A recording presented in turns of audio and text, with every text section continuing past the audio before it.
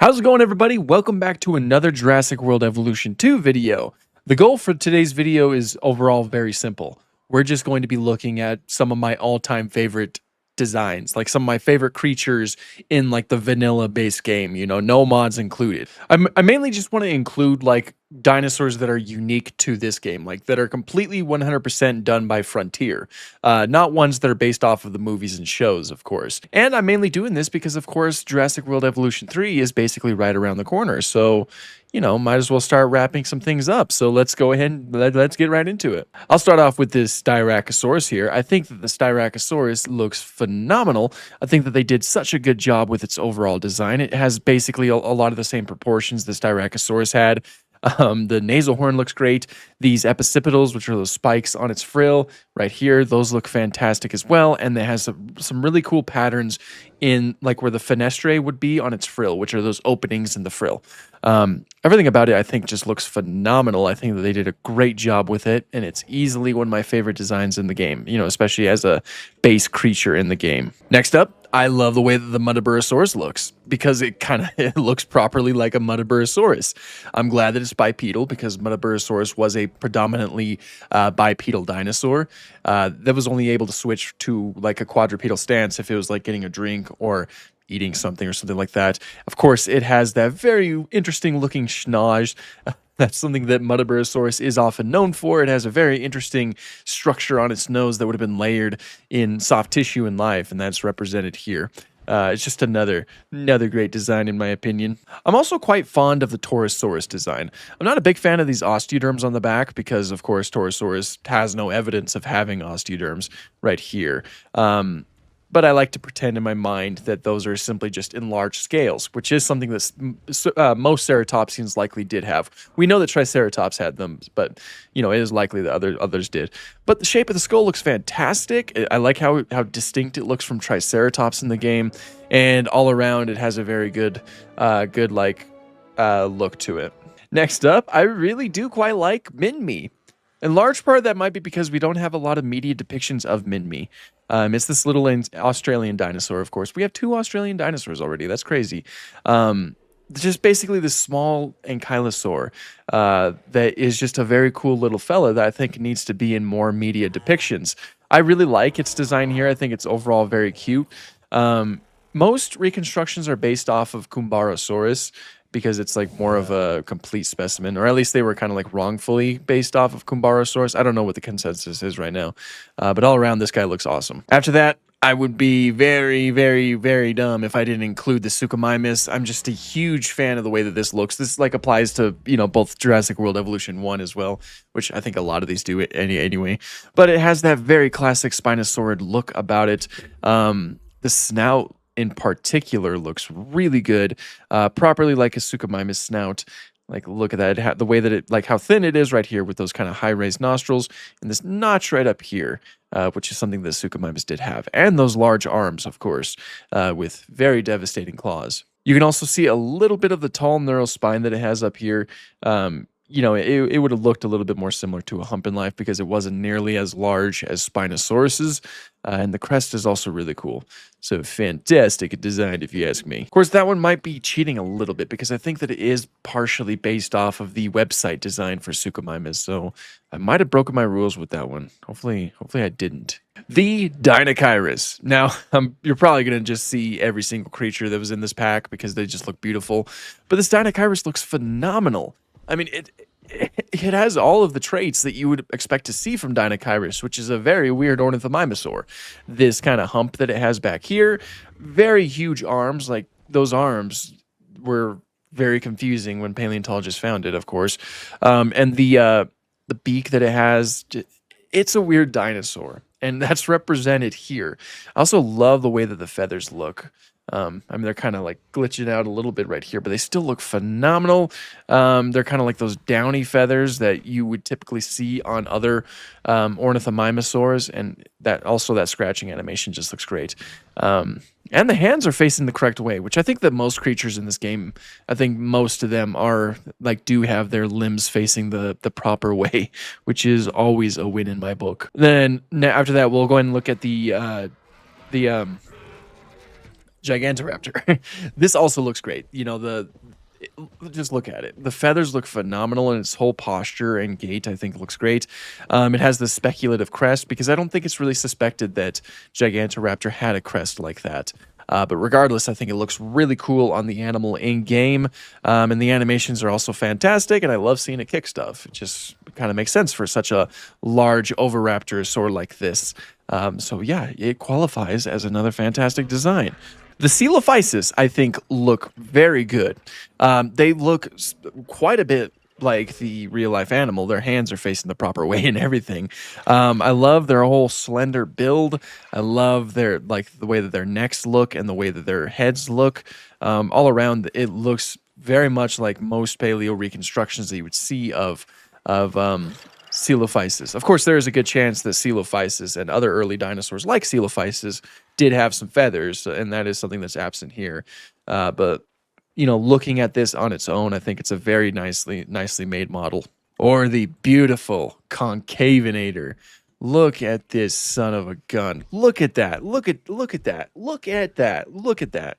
Look at that. This is, I mean, Concavinator is probably my favorite Carcharodontisaurid, so I am a little bit biased in that way. But they did a really good job. This, again, this kind of looks like Paleoart brought to life. Shape of the skull looks great.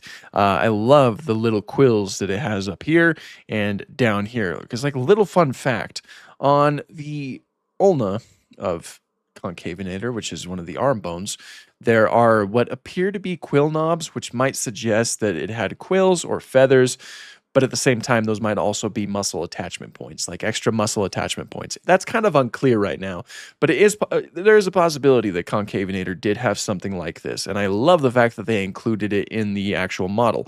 Plus, not to mention this strange hump-like structure that Concavinator had towards the hip. Such a strange animal, and I love it. And they captured it so well here. I love it so much more than the statue in Fallen Kingdom, because there is a Concavinator statue that's like overall a little bit more bulky. I even have the Hammond collection figure of it. It's not my favorite, especially compared to this one. This is just gorgeous. This Giganotosaurus. I'm counting this one because it's a completely different model from the actual movie one. I always really like this one because this one looks pretty close to the real life animal. In the overall shape of its head, the overall bulk in its body, those relatively short arms and everything. One of the key differences compared to like how we mostly see Giganotosaurus are these little spikes that go down the middle of its back. But other than that, everything else I think looks phenomenal. It looks so much more like the animal.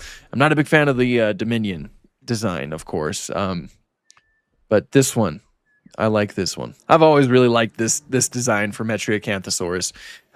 This is, of course, mainly based off of the website, so I might be cheating again, but I did just say the movies and shows, so I don't know if I am cheating. I don't know. I like this one. I like the whole shape of it. It has a very nice, like, theropod dinosaur shape, and these base colors that it has look great. I love the yellow on the crest and the yellow right here. That's more so green, I guess. But the striping in general looks great. And the whole model, I just love it. Easily one of my favorite theropods in the game. My little dudes, the little Sinosauropteryx. Again, these are also just like extremely accurate creatures. Their coloration is accurate right here. I think I've said this many, many times, but Sinosauropteryx is one of the few dinosaurs that we have a good idea of what colors it was in life. And that's because the fossil that we found of Sinosauropteryx is so well preserved that it still has these little pigments, or these little cells known as melanosomes. When you look at those and you compare them to the melanosomes that you find in birds, you get the colors. And this is what Sinosauropteryx looked like, down to the patterns. Or at least this is what that one individual looked like. There could be some variation in the patterns and things like that, but basing it off of that one individual, this looks beautiful. I also really like how the tail is kind of sticks up like a lemur, especially with that striping, which that individual did have in the preserved fossil. I also really love the way that the head looks. Such a beautiful little model. Like they killed it with that one. Again, Paleoart brought to life right here with the Utahraptor. The feathers, spot on. The overall size and bulk, spot on. I mean, the coverage of feathers in general, just spot on. Everything about it is spot on. I also really like the sounds, mainly because they're like the Jurassic Park 3 Velociraptor sounds, and I just like those sounds. So, but the hands are facing the proper way. The coverage of the feathers on its hands or on its arms is also correct, and I also really love the tail fan and this little crown that it has up here. It's such a gorgeous, gorgeous design. Like, definitely my favorite raptor design in the whole game. This one is just beautiful. And of course, one of the stars of the feathered species pack, the Utyrannus. This one looks great. Like, there's not much else I can say. It looks, again, a lot like paleo art brought to life. Only thing that I think is very different from the real life animal is how stubby it is. It kind of lacks a stomach right here. But aside from that, I think it looks phenomenal. The lacrimal crest that it has up here, as well as that nasal ridge right here on its, on the nasal portion of its skull, that's true to life for Utyrannus. And the type of feathers are also correct. Kind of like the same type of feathers that you find on, chicks, like the baby chickens. So yeah, this is this is just more paleo art brought to life. The colors on this one in particular are really cool. I like the blue on the crest. Moving on to pterosaurs. Firstly, I love the Jeholopterus. This little Anurognathed. Anurognathids in general are easily some of my favorite pterosaurs. And what they did with Jeholopterus, which is, one of those Anurognathids, is just nothing short of genius. They added these little feathers up here, or pycnofibers, of course, however you want to call them. But they added them up here into little tufts that look like little ears. Now, that's inspired off of the horned owl that does have feathers that look like that, but it makes it look like a bat. That's just genius, because Anurognathids in general just look very bat-like, and they ate insects and things like that. They lack a beak up here. And so kind of like basing it off of a bat, I think was a great idea, and I just love it for it. Again, it's a very accurate model in general, so it's can't go wrong with it. I just love it. One of the more recent additions, I love the Thanatus Draken. Like, that, I think this is my favorite pterosaur design in the whole game. The shape of the skull looks fantastic. I don't think we actually have a skull of Thanatus Draken. So if I were to guess, they took some inspiration from Hatzegopteryx, which of course is another Asdarchid. And it looks great right here. I love the crest up here, and I love the shape of the beak, and the coverage of the pycnofibers also looks fantastic. And the membrane looks really cool, with that being where the wings are. It has the overall size and just the kind of bulk that you would expect to see in this type of animal, and I just love it. It looks so good. Look at it fly around all majestic. Okay, I don't know if this is something I'm able to do, but can I actually like put aquatic creatures just out here? Is that something I can do? I guess so. So Shonisaurus. I love Shonisaurus. Shonisaurus is a massive ichthyosaur, like whale-sized ichthyosaur, because some ichthyosaurs got to be huge. This looks pretty spot on to the way the animal likely looked in life. Just overall huge bulk. I love the way that the tail looks. The colors that you can give this guy look great. There's like some color sets that kind of look a little bit like an orca, and I love that.